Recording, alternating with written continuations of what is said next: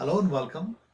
Today's lesson is a tribute to three legends, and I'll be showing you guitar chords and strumming patterns for songs picturized on Shammi Kapoor, sung by Rafi and composed by Nayyar. All of these songs have exactly the same strumming pattern, so if you're able to do one of them, you should be able to do all. So we'll be covering quite a few songs in this lesson, and I'm not going to be spending a lot of time playing along the backing track because there aren't too many chords and there aren't too many different effects to be shown.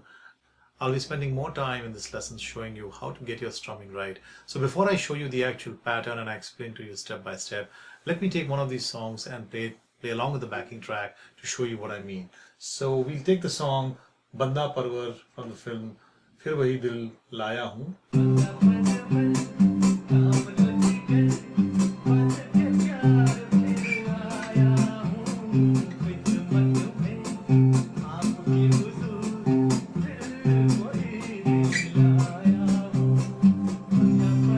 So that was Banda Parvar, and now let me show you another song from the same film, Lakhon Hai Nigah Mein. So the previous one was in C major, this one is going to be in G major.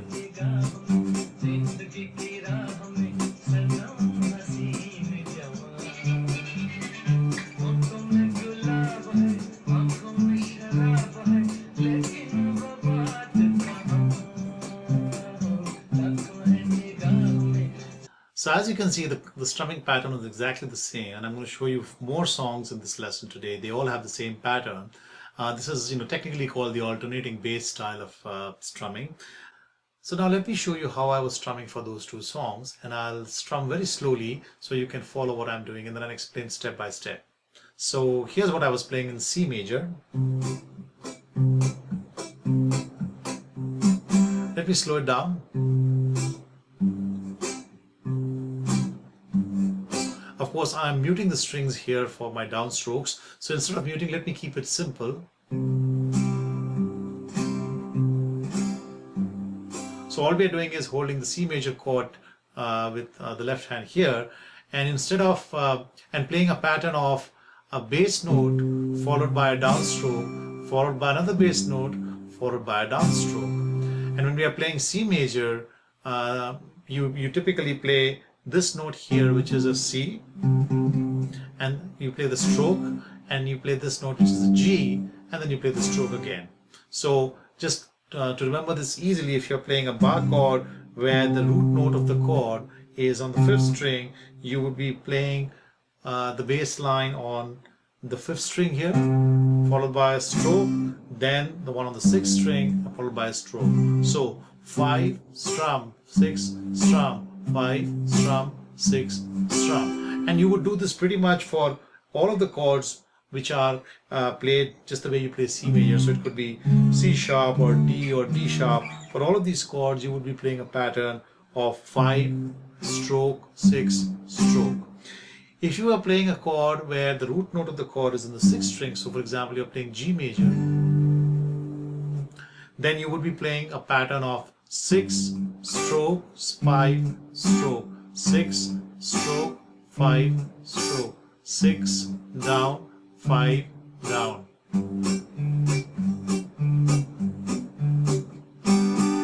So you can try practicing by taking two chords in this way. You don't have to move your bar. So you could practice playing with switching between G and C. So with G it will be 6 down, 6 down, 5 down. With C it will be 5 down, 6 down. And of course I'm muting the strings here, so that makes it a little more difficult. So let's try playing without muting. So 6 down, 5 down, 6 down, 5 down, 5 down, 6 down, 5 down, 6 down. So for G it's 6 down, 5 down. For C it's 5 down, 6 down. Let's try with A and D. It's the same story here as well. So 6 down, 5 down, 6 down, 5 down, 5 down, 6 down, 5 down, 6 down. These are all bar chords, and I'm presuming that you are comfortable playing bar chords. You could play with open chords as well. So the C shape here is actually coming from the A shape over here. So if you're playing A major in open chords, it will be 5 down, 6 down, 5 down, 6 down. If you're playing E major, which is basically where the F major or the G major chord shape originates from, you would play 6 down, 5 down, 6 down, 5 down. If you're playing G major, in open you would be playing like this. You could play 6 down, 5 down, because the first note here is the root note of the chord, which is G, so that's fine. G. You could play C like this, where you play first the 6th, and then you can play either 5, so 6, sorry, you could play 5 and then 4, so 5 down, 4 down, 5 down, 4 down. Or if you are playing this way, you could play 5 down, 6 down, 5 down, 6 down. If you are playing D major, you don't play the 6th string at all, so here the pattern will be 4 down, 5 down, 4 down, 5 down. And the reason for that is the D note, which is the root note of the D major chord, is here being played open on the 4th string, and that should be heard first. When you're playing open chords, it's easier to play the chords, but switching between chords and at the same time being able to play this pattern can actually be more difficult than with bar chords, because you may have to switch from playing 6-5 to suddenly 4-5. So for example, if you're playing the pattern of G and D, so G is and D is, so if you're doing fast changing,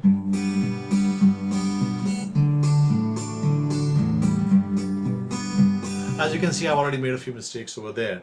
So it would be better if you could play with bar chords, because the added advantage is that you can also mute the strings. So when you're playing, let's say C and G, or let's try C and F for a change.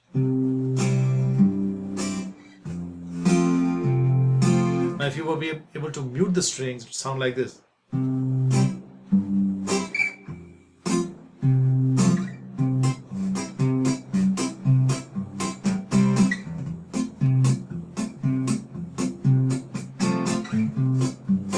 Now, if your hands get tired playing with bar chords, and it can get tired because it's fairly strenuous having to keep lifting your finger pressure over here to be able to mute the strings, you could play a slightly different way, and I'm going to show it to you and then explain to you. So let's say if you're playing G and C, instead of playing, I'm going to play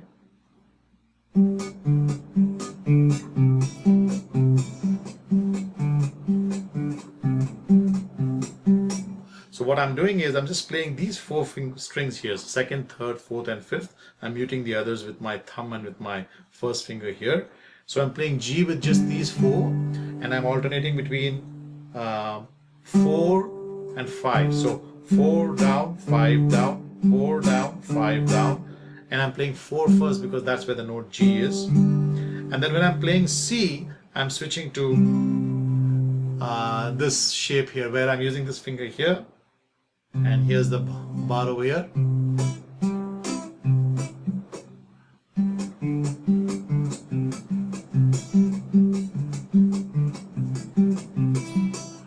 So those are some of the ways in which you can play this pattern.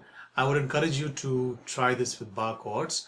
You'll have much more control with the songs, and you'll be able to kind of switch between keys very easily. So for example, you are playing in G and you want to sing a little higher or maybe lower, you can switch to G sharp or F sharp without having to relearn your finger movements and your patterns, and everything stays the same. All you do is just move your left hand one step back or one step forward.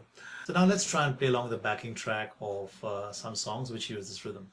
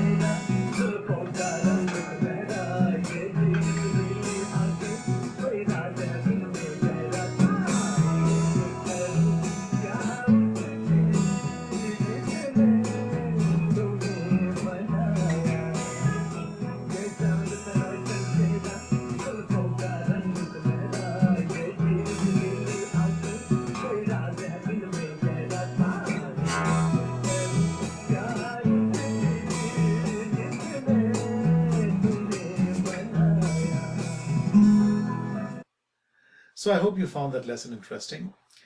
I know the strumming pattern's a little tricky. It's just that I've been getting a lot of requests for these songs, and I said, you know what, let's try and put them together in one lesson. I didn't spend a lot of time playing along with the entire song. The patterns are pretty much the same throughout the song. Not a lot of chord changes. You just need to know 3 to 4 chords, and you can actually do these songs together in a medley performance. Just do the mukhras or the opening lines of each song. And if you find it difficult, you could be performing in a group with friends, having some fun, and somebody out there could be singing and you could be strumming along. And this is a great way to keep the crowds going. So I look forward to your feedback, and thank you once again for watching my lesson.